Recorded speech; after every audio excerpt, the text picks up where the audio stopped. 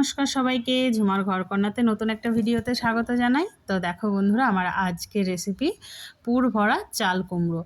তো এই রেসিপিটা বানানো কিন্তু একদমই সহজ আর খুব কম উপকরণে কিন্তু এটা হয়ে যাবে।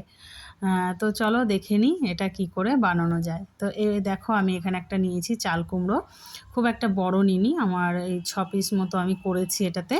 তো এটা না একদম একটু কচি অবস্থায় নিতে হবে, যাতে ভেতরে বীজগুলো নরম নরম থাকে, বেশি শক্ত হলে ভালো লাগে না খেতে। তো দেখো এরকম খোসাগুলো সব ফেলে দিয়ে গোল গোল করে কেটেছি আর মাঝখান দিয়ে ফেলে দিয়েছি।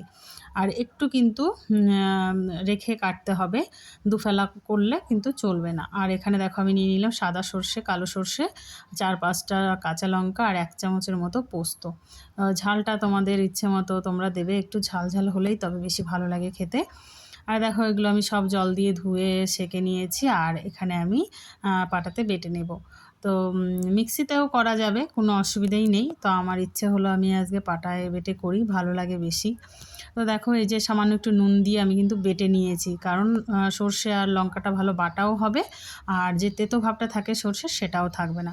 তো দেখো এখানে আমি পরিমাণ মতো নুন, হলুদ আর হচ্ছে সর্ষের তেল দিয়ে ভালো করে এটাকে আবার আমি মেখে নিচ্ছি। তো এই যে দেখো আমি মেখে নিলাম, এবার ভেতরে কিন্তু পুরটা দিয়ে দিতে হবে। তো এবার সবগুলোর ওপরে আমি একটু নুন, হলুদ মাখিয়ে এপাশ ওপাশ ভালো করে মাখিয়ে নেব। আর এবার শুধু ভেতরে পুরটাকে দিয়ে দিতে হবে।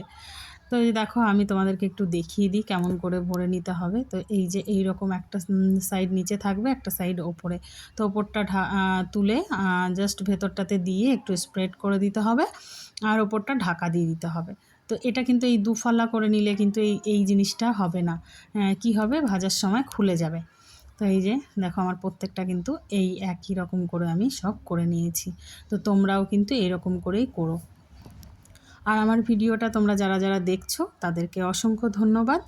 আর দেখো এরকম নিত্য নতুন রান্নাবান্না কিন্তু আমার চ্যানেলে আসতেই থাকবে, আর তোমরা আমার চ্যানেলটিকে সাবস্ক্রাইব করে নিও।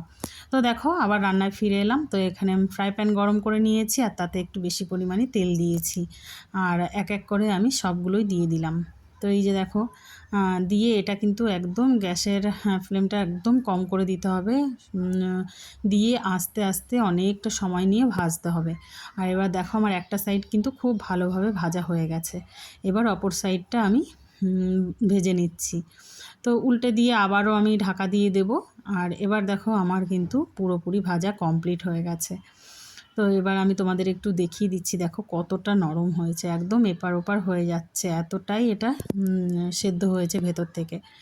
তো দেখো এবার এরকম করেই কিন্তু সব ভেজে নামিয়ে নিলেই কিন্তু রেডি হয়ে যাবে সর্ষের পুর ভরা চাল কুমড়ো। তো আর এটা খেতেও কিন্তু অসাধারণ লাগে খেতে। তো এই যে দেখো আমি একটু ভাতের সঙ্গে, গরম গরম ভাতের সঙ্গে গরম গরম পুর ভরা চাল কুমড়ো দিয়ে খেতে অসম্ভব ভালো লাগছে খেতে। আর তোমরাও অবশ্যই এটা ট্রাই করো বাড়িতে। আর আমার বাড়ির লোকজন খেয়েও কিন্তু ভীষণ তাদের ভালো লেগেছে। তো ভালো লাগলে তোমরাও লাইক করো, শেয়ার